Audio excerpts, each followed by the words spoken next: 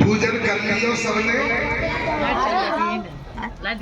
अरे इसको हटाइयो। आरव ओ आरव खाना को प्रसाद जो आयो हुए वो तैयार कर लियो के साड़ी मत लियो चो हम कथा गैया के कार्य कर भी आए हैं तो गैया साड़ी पहनेगी ना पहनेगी।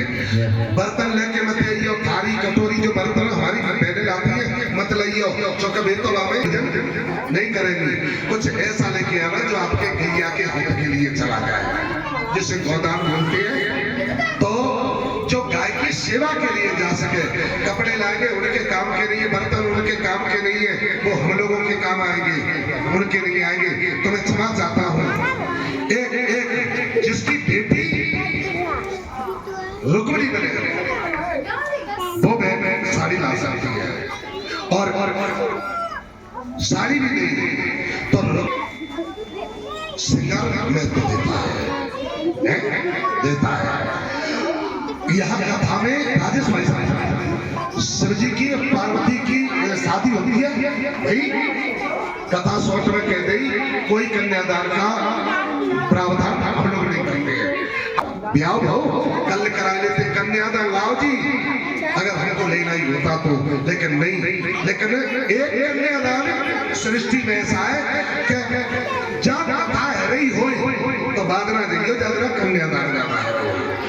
या कहीं मोहल्ला में कोई बेटी को ब्याह है रोए, भले ही आपसे आना जाना नहीं है, दावत खाने मत गई हो, लेकिन कन्यादान को और भागवत के लिए मैं कथा सुना के एक कथा का रहस्य खोल के जाऊंगा कि कथा में कोई न तो सीता को ब्याह हो, न पार्वती को, न सती को, काउ को नहीं, लेकिन रुक्मिणी का ही कन्यादान क्यों होता है? पता है क्यों होता है? ताली मत बजाओ।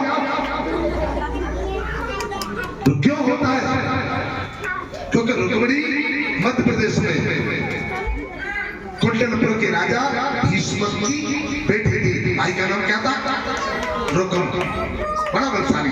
और रुक्मिणी अपनी इच्छा से कौन सी शादी में उठे जाते हो? इच्छा से होते थे। हाँ, इच्छा से ब्याह हुए तो कौन सा होता? Love marriage. हाँ जी, मेरी ब्याह तो हो जी तो लव मैरिज है भाई, समझ रही है?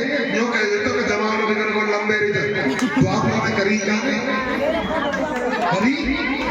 हाँ, लेकिन जब कृष्ण के साथ रुक्मिणी मैया द्वारका कहाँ पहुंची? द्वारका के राजा बन गए। थोड़ा ध्यान दे दीजिए, 2 मिनट में शांत हो जाऊंगा। वहां पहुंच गए तो यहाँ तो रुक्मिणी बड़ी हंसी गई, अच्छी खुशी से गई और कृष्ण भी उनको रथम बैठा के बड़े हंसी का बतरा करा के गए लगे। और जैसे द्वारकापुरी आई सो कृष्ण बात करना डाउन हो गए। अब द्वारका के द्वार पहुंच गए तो कृष्ण कह रहे रुक्मिणी ने चलो घुसाओ मेले में।